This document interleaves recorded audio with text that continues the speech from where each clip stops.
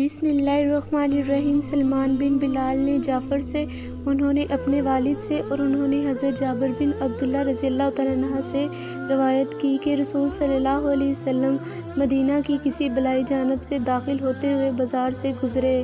لوگ آپ صلی اللہ علیہ وسلم کے پہلو میں آپ کے ساتھ چل رہے تھے۔ آپ صلی اللہ علیہ وسلم حقیر سے کانوں والے مرے ہوئے میمنے کے پاس سے گزرے۔ آپ صلی اللہ علیہ وسلم نے اسے کان سے پکڑ کر اٹھایا، پھر فرمایا، تم میں سے کون اسے 1 درہم کے اوس لینا پسند کرے گا؟ تو انہوں نے صحابہ نے کہا، ہمیں یہ کسی بھی چیز اوس لینا پسند نہیں، ہم اسے لے کر کیا کریں گے؟ آپ صلی اللہ علیہ وسلم نے فرمایا، پھر کیا تم پسند کرتے ہو کہ یہ تمہیں مل جائے؟